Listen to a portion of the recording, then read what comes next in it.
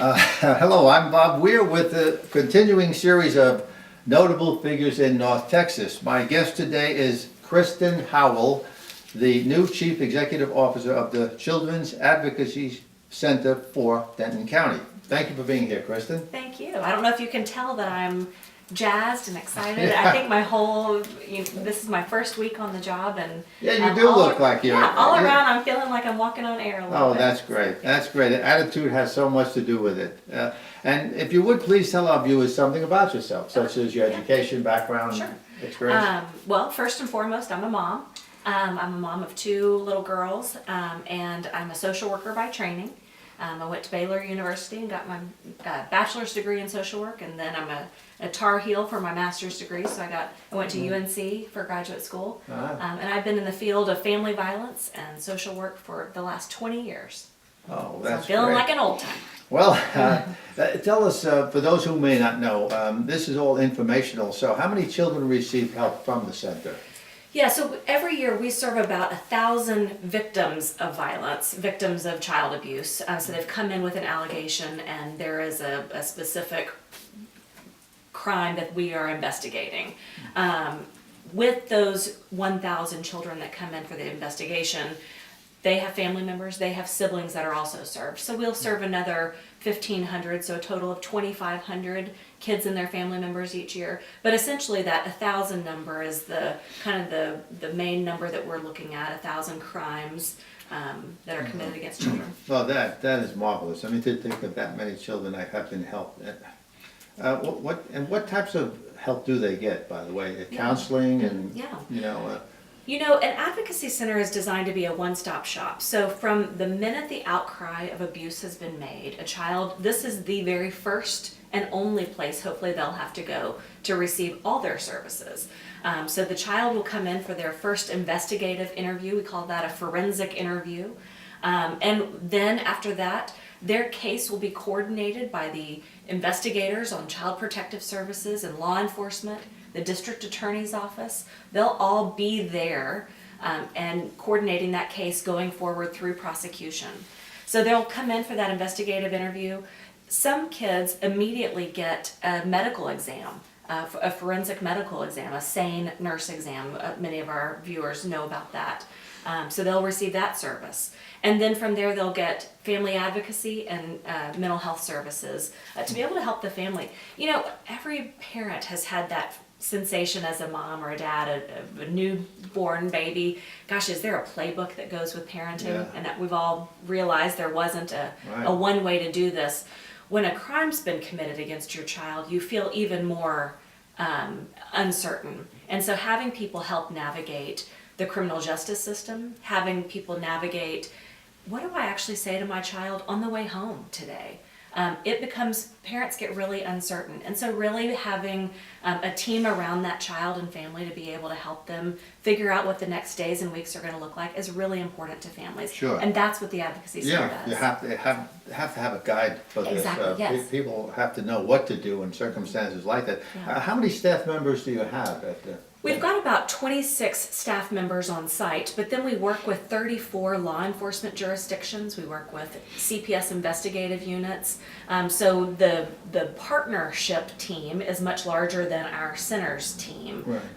And together we all do this work for kids. And a lot of volunteers too. We have a tremendous amount of volunteers, from fundraising volunteers to childcare volunteers. People in this community say, I want to be a part of those folks helping kids at that time. Thank God for those volunteers. Oh, it's an what would you amazing do without volunteers? Really, there's a lot of them. This community is marvelous for that. What about the budget? What's the size of the budget approximately? Because we're part of because we sit in the middle of several government agencies, people think, oh, an advocacy center must be a government agency. But it's not. It is a local nonprofit. It's run by this community. It's funded by this community, funded largely by private dollars. We have about a $2.2 million budget. And to be honest, just like many places in Denton County, we're under capacity. We need to be raising a lot more money, serving more kids. There is a bigger need in this growing county than we're reaching right now. So we need to be I'd love to see that budget grow pretty significantly in the next year or two. And so it's private money that's sponsored, right? It's private money. You have a capital campaign going. It's been going for about 2 years, I suppose. How's it looking? So we are 60% of the way through. We've got an incredible challenge grant. $600,000 is on the table, and those funders said, we'll give you this $600,000 if you can raise $1 million by next July. So we've got our work cut out for us. That $1 million plus the 600 will get us over the finish line. So we're close enough to see it and taste it. But we've got our work to do, and in order to get that challenge money, we've got to get this money in the door by July. And my wife Annette and I have been part of that capital campaign as well. Thank you. From the beginning, with Jody Smith and Diane Costa and several others, we've had home meetings and had friends of ours that also donated. So it's a worthwhile cause.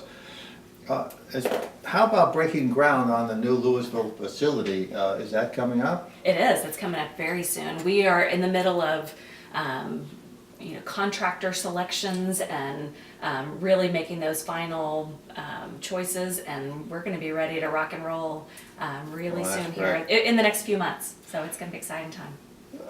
How about this? I figure given the increase in population in the county, does that mean that child abuse has increased too? You bet.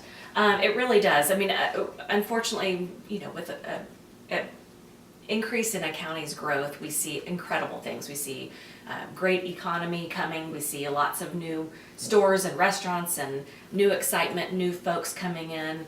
But with that, also we see folks coming in with problems. And the problem with the type of crime that we look at in child abuse, it's typically sexual abuse. And sexual abuse happens in any kind of family.